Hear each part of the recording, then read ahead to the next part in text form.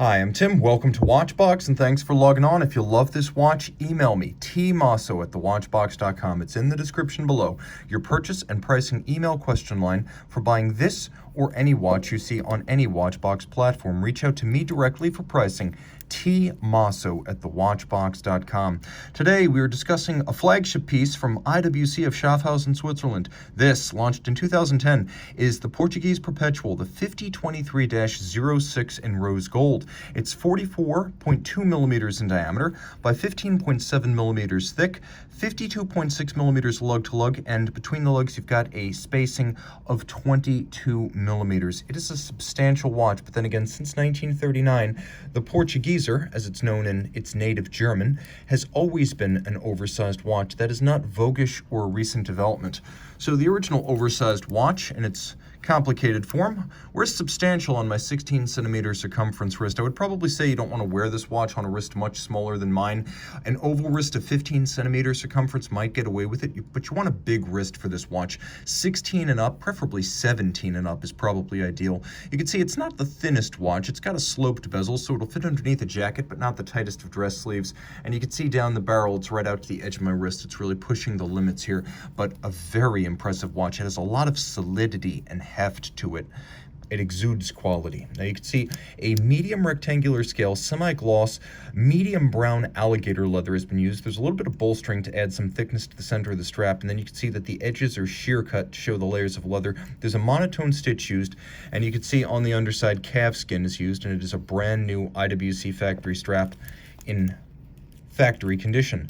The buckle is impressive. As you can see, it's alternately polished and satinated, and it features a number of thoughtful details. It is substantial in its own right, weighing almost as much as some ultra-thin dress watches I've encountered, and it's your guarantee that you won't accidentally drop the watch while donning or removing it bedside.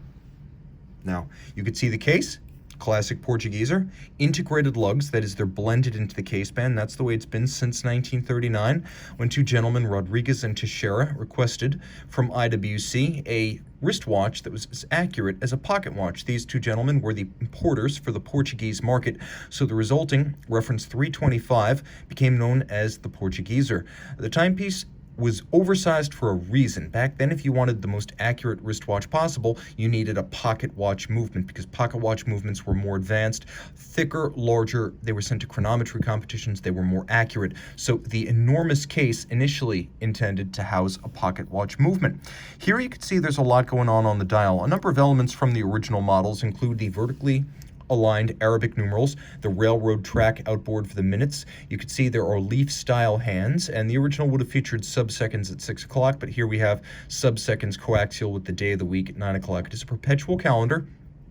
It uses the Kurt Klaus system, first created by IWC watchmaker Kurt Klaus for market in 1985. Everything in this calendar is synchronized, so all you have to do is adjust like you would adjust the date on a Rolex Datejust, and everything, day, date, month, year, decade, even the moon phase, it adjusts in sync, so you don't actually have to look up any of these. You just adjust the correct day for the month that you are in, and everything moves in sync. Now, there's also a hacking or stop seconds function, so you can set the watch precisely to a reference time. You've got a coaxial power reserve indicator with your date indicator, so you can see 7 days of power reserve. The watch is automatic winding, though you can wind manually if you want to see the power reserve in action. Turn it all over, and you have a manufacturer movement of extraordinary size. The idea behind the original caliber 5000 of the year 2000 was that it would be the size of a pocket watch movement, but automatic winding. What was then the world's largest automatic winding movement, almost 37 millimeters in diameter, bigger than a Rolex Datejust, the whole watch. And then you can see that this is caliber 51613. It's a version of that caliber 5000 that's been stepped up to a 21,600 vibration per hour beat rate. The regulator has been changed from mobile stud index to free sprung for durability. It's adjusted in 5 positions. It has an overcoil hairspring for concentric breathing and even time keeping in any position. It does have a 7-day power reserve, and you can see there is a gold medallion inside the rotor. All of this is adjusted to 5 positions like a chronometer would be. 5 position is the high horology and chronometer adjustment standard. It pivots on 62 joules, and you can see see that the watch features a handsome set of bridges, plates, and satinated wheels.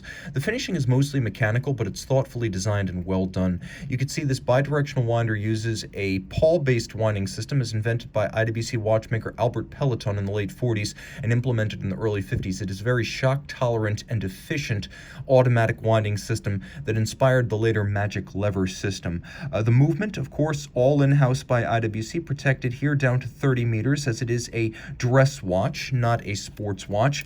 But this is a timepiece that nevertheless could be worn with shorts or a t-shirt, as long as you've got the panache and the raffish flair to wear a large rose gold dress complication with casual attire. This watch is the complete package. Reach out to Team Mosso at thewatchbox.com for purchase and pricing details.